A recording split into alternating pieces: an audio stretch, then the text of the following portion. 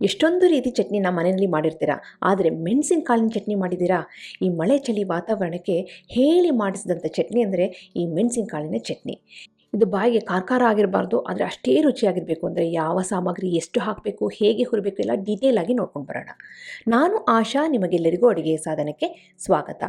ಇವತ್ತಿನ ಈ ಮೆಣಸಿನಕಾಳಿನ ಚಟ್ನಿ ವಿಶೇಷ ಏನು ಅಂತಂದರೆ, ಸಾಮಾನ್ಯವಾಗಿ ಉಪಯೋಗಿಸೋಂಥ ಪದಾರ್ಥನೇ ನಾವು ಉಪಯೋಗಿಸ್ತೀವಿ, ಆದರೆ ಹುರಿಯೋ ಅಂಥ ರೀತಿ ತುಂಬಾ ವಿಭಿನ್ನವಾಗಿರುತ್ತೆ. ಅದನ್ನು ನೋಡ್ಕೊಳ್ಳಿ. ಇಲ್ಲಿ ನಾನು ಒಂದು 2 ಟೇಬಲ್ ಸ್ಪೂನಷ್ಟು ಎಳ್ಳೆಣ್ಣೆನ ತೊಗೊಂಡಿದ್ದೀನಿ. ಎಳ್ಳೆಣ್ಣೆ ಆದಷ್ಟು ತೊಗೊಳ್ಳಿ, ತುಂಬಾ ರುಚಿಯಾಗಿ ಬರುತ್ತೆ.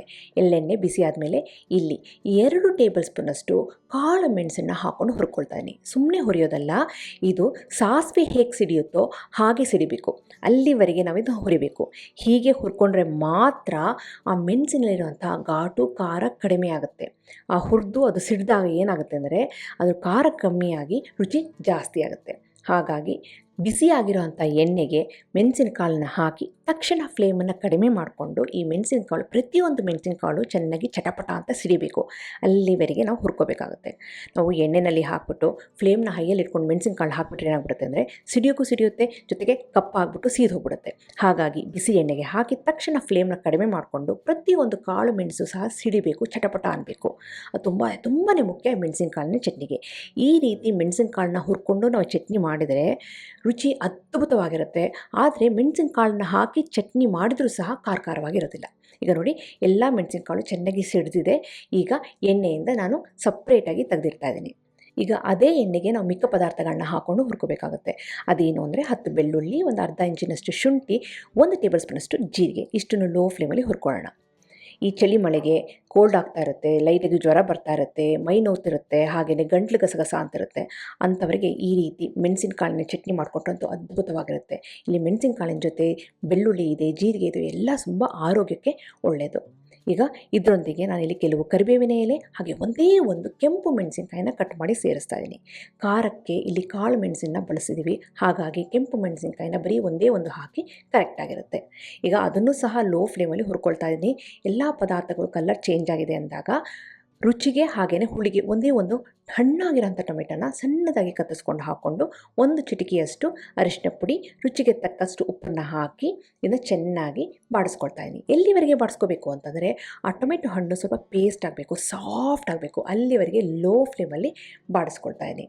ಈಗ ಒಂದು ಸಾರಿ ಟೊಮೆಟೊ ಹಣ್ಣು ಎಲ್ಲ ಚೆನ್ನಾಗಿ ಸಾಫ್ಟ್ ಆಗಿದೆ ಅಂದಾಗ ಇದಕ್ಕೆ ಒಂದು 4 ಟೇಬಲ್ ಸ್ಪೂನಷ್ಟು ಫ್ರೆಶ್ ಆಗಿ ತುರಿದಿರೋಂಥ ಕಾಯಿ ತುರಿನಾದರೂ ಸೇರಿಸ್ಬೋದು, ಇಲ್ಲ ಅಂದರೆ ನಾನು ಹಾಕ್ತೀನಲ್ಲ ಆ ರೀತಿ ಕಾಯಿ ಪೀಸಸ್ನಾದರೂ ಹಾಕ್ಬೋದು. ಈ ತೆಂಗಿನಕಾಯಿ ಹಾಕೋದ್ರಿಂದ ಈ ಚಟ್ನಿಗೆ ರುಚಿನೂ ಹೆಚ್ಚಾಗುತ್ತೆ, ಜೊತೆಗೆ ಒಂದು ಬಾಡಿ ಸಿಗುತ್ತೆ. ಈಗ ಲೋ ಫ್ಲೇಮಲ್ಲಿ ತೆಂಗಿನಕಾಯಿ ಪೀಸಸ್ನು ಸ್ವಲ್ಪ ಬಾಡಿಸ್ಕೊಳ್ಳೋಣ. 1-2 ನಿಮಿಷ ಬಾಡಬೇಕು. ಯಾಕೆ ಅಂತಂದರೆ ಈ ಚಟ್ನಿನ 3-4 ದಿನ ಆರಾಮಾಗಿ ಸ್ಟೋರ್ ಮಾಡ್ಬೋದು. ಹಾಗಾಗಿ ತೆಂಗಿನಕಾಯಿ ಪೀಸಸ್ನ ಅಥವಾ ತುರಿನ ಸ್ವಲ್ಪ ಬಾಡಿಸ್ಕೊಂಡ್ರೆ ಜಾಸ್ತಿ ದಿನ ಸ್ಟೋರ್ ಮಾಡೋದಕ್ಕೆ ಹೆಲ್ಪ್ ಆಗುತ್ತೆ. ಅಕಸ್ಮಾತ್ ತೆಂಗಿನಕಾಯಿ ಬೇಡ ಅಂತಂದರೆ ಇದ್ರ ಬದಲು ಹುರುಗಡ್ಲೆನ ಹಾಕ್ಬೋದು. ಹುರುಗಡ್ಲೆ ಬಾಡಿಸೋ ಅವಶ್ಯಕತೆ ಇಲ್ಲ, ರುಬ್ಬಬೇಕಾದ್ರೆ ಸೇರಿಸಿದ್ರೆ ಸಾಕಷ್ಟೇ. ಆದರೆ ಈ ಚಟ್ನಿಗೆ ತುಂಬ ರುಚಿ ಕೊಡಬೇಕು ಅಂದರೆ ತೆಂಗಿನಕಾಯಿ ಪೀಸಸ್ಸು ಕರೆಕ್ಟಾಗಿರುತ್ತೆ. ಈಗ ನೋಡಿ, ಎಲ್ಲ ಚೆನ್ನಾಗಿ ಹುರಿದು ರೆಡಿಯಾಗಿದೆ. ಇನ್ನು ಆರಿದ ಮೇಲೆ ಮಿಕ್ಸಿ ಜಾರಿಗೆ ಸೇರಿಸ್ತಾ ಇದ್ದೀನಿ. ಬೆಳ್ಳುಳ್ಳಿ, ಶುಂಠಿ, ಜೀರಿಗೆ, ಟೊಮೆಟೊ ಹಣ್ಣು, ಕೆಂಪು ಮೆಣಸಿನಕಾಯಿ, ಕರಿಬೇವಿನ ಎಲೆ, ತೆಂಗಿನಕಾಯಿ ಪೀಸಸ್ಸು, ಜೊತೆಗೆ ನಾವು ಮೊದಲೇ ಹುರಿದಿಟ್ಕೊಂಡಿದ್ವಲ್ಲ ಕಾಳು ಮೆಣಸು 2 ಟೇಬಲ್ ಸ್ಪೂನಷ್ಟು, ಅದನ್ನು ಸೇರಿಸಿ ರುಚಿನ ಬ್ಯಾಲೆನ್ಸ್ ಮಾಡೋದಕ್ಕೆ ಅಂತ ಒಂದು ಅರ್ಧ ಟೀ ಸ್ಪೂನಷ್ಟು ಬೆಲ್ಲದ ಪುಡಿನ ಹಾಕಿ ಇಲ್ಲಿ ನುಣ್ಣಗೆ ರುಬ್ಕೊಳ್ತಾ ಇದ್ದೀನಿ. ಎಷ್ಟು ನೀರನ್ನ ಹಾಕಬೇಕೋ ಅಷ್ಟು ಹಾಕ್ಕೊಂಡು ನುಣ್ಣಗೆ ರುಬ್ಕೊಂಡು ಇದಕ್ಕೆ ಒಂದು ಒಗ್ಗರಣೆ ಕೊಡಬೇಕಾಗುತ್ತೆ.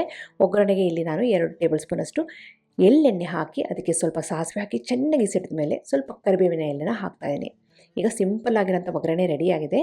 ಆ ಒಗ್ಗರಣೆಗೆ ನಾವು ರುಬ್ಬಿರೋಂಥ ಆ ಮೆಣಸಿನಕಾಳಿನ ಚಟ್ನಿ ಹಾಕಿ ಕನ್ಸಿಸ್ಟೆನ್ಸಿ ಎಷ್ಟು ಬೇಕೋ ಅಷ್ಟು ನೀರು ಸೇರಿಸ್ಕೊಂಡು ಇದನ್ನು ಒಂದು ಕುದಿ ಬರೆಸ್ಬೇಕಾಗುತ್ತೆ. ಈ ರೀತಿ ಕುದಿಸ್ಕೊಂಡ್ರೆ ಏನಾಗುತ್ತೆ ಅಂದರೆ ಈ ಚಟ್ನಿನ 3-4 ದಿನ ಆರಾಮಾಗಿ ಸ್ಟೋರ್ ಮಾಡ್ಬೋದು. ಸ್ವಲ್ಪ ಉಪ್ಪಿನಂಶ ಕಡಿಮೆ ಇರೋದ್ರಿಂದ ಈಗ ಉಪ್ಪಿನ ಪುಡಿನ ಹಾಕಿ ಚೆನ್ನಾಗಿ ಮಿಕ್ಸ್ ಮಾಡ್ತಾಯಿದ್ದೀನಿ. ಲೋ ಫ್ಲೇಮಲ್ಲಿ ಒಂದು ಕುದಿ ಬಂದರೆ ಸಾಕಷ್ಟೇ, ಕಾಳು ಮೆಣಸಿನ ಚಟ್ನಿ ರೆಡಿ. ಇದು ಇಡ್ಲಿ, ದೋಸೆಗೆ ಪರ್ಫೆಕ್ಟಾಗಿ ಸೂಪರಾಗಿರುತ್ತೆ. ಹಾಗೆಯೇ ಚಪಾತಿ, ಪೂರಿಗೂ ಸಹ ಚೆನ್ನಾಗಿರುತ್ತೆ. ಅನ್ನಕ್ಕೆ ಕಲಿಸ್ಕೊಂಡು ತಿನ್ಬೋದು. ಮೊಸರನ್ನಕ್ಕಂತೂ A1 ಕಾಂಬಿನೇಷನ್ನು. ಇವತ್ತು ಈ ಚಟ್ನಿನ ಮಾಡಿ ಬೆಳಿಗ್ಗೆ ತಿಂಡಿಗೆ ನಾನು ಇಡ್ಲಿನ ಮಾಡಿದ್ದೀನಿ. ಮಧ್ಯಾಹ್ನ ಲಂಚ್ ಬಾಕ್ಸಿಗೆ ಈ ಚಟ್ನಿಯೊಂದಿಗೆ ನಾನು ಚಪಾತಿನ ಪ್ಯಾಕ್ ಮಾಡ್ತಾಯಿದ್ದೀನಿ. ಚಪಾತಿನ ಹಾಗೇ ಬಾಕ್ಸಿಗೆ ಹಾಕೋದ್ ಬದಲು ಆಡಿ ಯೂನಿರ್ಯಾಪಲ್ಲಿ ಸುತ್ತಿ ಪ್ಯಾಕ್ ಮಾಡಿದರೆ ತುಂಬ ಹೊತ್ತು ಸಾಫ್ಟಾಗಿರುತ್ತೆ. ಹಾಗೆಯೇ ರೀಹೀಟ್ ಮಾಡೋದಕ್ಕೂ ಸಹ ಕನ್ವೀನಿಯೆಂಟ್ ಆಗಿರುತ್ತೆ. ಸಾಮಾನ್ಯವಾಗಿ ಮಳೆ ಚಳಿ ವಾತಾವರಣದಲ್ಲಿ ರಸಮ್ ಮಾಡ್ತಾನೆ ಇರ್ತೀವಿ, ತಿಳಿಸಾರು ಮಾಡ್ತಾನೆ ಇರ್ತೀವಿ. ಆದರೆ ಈ ರೀತಿ ಚಟ್ನಿ ಮಾಡಿಕೊಟ್ರೆ ಒಂಥರ ವಿಭಿನ್ನವಾಗಿರುತ್ತೆ, ಬಾಯಿಗೂ ಸಹ ರುಚಿಯಾಗಿರುತ್ತೆ. ಮಧ್ಯಾಹ್ನ ಪ್ಯಾಕ್ ಮಾಡಿಕೊಡೋಕ್ಕೂ ತುಂಬಾ ಕನ್ವೀನಿಯೆಂಟ್ ಆಗಿರುತ್ತೆ. ಇವತ್ತು ಸಿಂಪಲ್ಲಾಗಿ ಈ ಚಪಾತಿಯೊಂದಿಗೆ ಈ ಮೆಣಸಿನಕಾಳಿನ ಚಟ್ನಿನ ಪ್ಯಾಕ್ ಮಾಡಿ ರೆಡಿ ಮಾಡಾಗಿದೆ. ಹಾಗೆಯೇ ಬೆಳಿಗ್ಗಿನ ತಿಂಡಿಗೆ ಬಿಸಿ ಬಿಸಿಯಾಗಿರೋಂಥ ಮೃದುವಾಗಿರೋಂಥ ಇಡ್ಲಿ ಮೇಲೆ ಈ ಚಟ್ನಿನ ಧಾರಾಳವಾಗಿ ಹಾಕ್ಕೊಂಡು ಆರಾಮಾಗಿ ತಿನ್ಬೋದು. ಯಾಕೆಂದರೆ ನಾವು ಮೆಣಸಿನಕಾಳನ್ನ ಎಣ್ಣೆಯಲ್ಲಿ ಹುರಿದಿರೋದ್ರಿಂದ ಖಾರನೇ ಆಗೋದಿಲ್ಲ. ಬೇಕು ಅಂದರೆ ಇದ್ರ ಮೇಲೆ ಎಣ್ಣೆ ಹಾಕೋಬೋದು, ಇಲ್ಲ ತುಪ್ಪ ಹಾಕೋಬೋದು, ನಿಮ್ಮಿಷ್ಟ. ನಿಮಗೆ ಇವತ್ತಿನ ರೆಸಿಪಿ ಇಷ್ಟ ಆಗಿದೆ ಅಂತ ಅಂದ್ಕೊಂಡಿದ್ದೀನಿ. ಖಂಡಿತವಾಗ್ಲೂ ಮಾಡಿ ಹೇಗೆ ಬಂತು ಅಂತ ಕಮೆಂಟ್ ಸೆಕ್ಷನಲ್ಲಿ ದಯವಿಟ್ಟು ತಿಳಿಸಿ. ಹಾಗೆ ನೀವಿನ್ನು ಅಡುಗೆ ಸಾಧನಕ್ಕೆ ಸಬ್ಸ್ಕ್ರೈಬ್ ಆಗಿಲ್ಲ ಅಂದರೆ ತಡ ಯಾಕೆ, ಈಗಲೇ ಸಬ್ಸ್ಕ್ರೈಬ್ ಆಗಿ ಪಕ್ಕದ ಬೆಲ್ ಬಟನ್ ಕೂಡ ಟಚ್ ಮಾಡಿ. ನಿಮಗೆ ವಿಡಿಯೋ ಇಷ್ಟ ಆಯಿತು ಅಂದರೆ ಲೈಕ್ ಬಟನ್ನ ಕ್ಲಿಕ್ ಮಾಡಿ, ಫ್ರೆಂಡ್ಸ್ ಆ್ಯಂಡ್ ಫ್ಯಾಮಿಲಿ ಜೊತೆ ಶೇರ್ ಮಾಡಿ, ವಾಟ್ಸಪ್ಪಲ್ಲಿ ಶೇರ್ ಮಾಡಿ. ಮತ್ತೊಂದು ಇಂಟ್ರೆಸ್ಟಿಂಗ್ ರೆಸಿಪಿಯೊಂದಿಗೆ ಭೇಟಿ ಆಗ್ತೀನಿ. ಅಲ್ಲಿವರೆಗೆ thank you, bye bye, see you.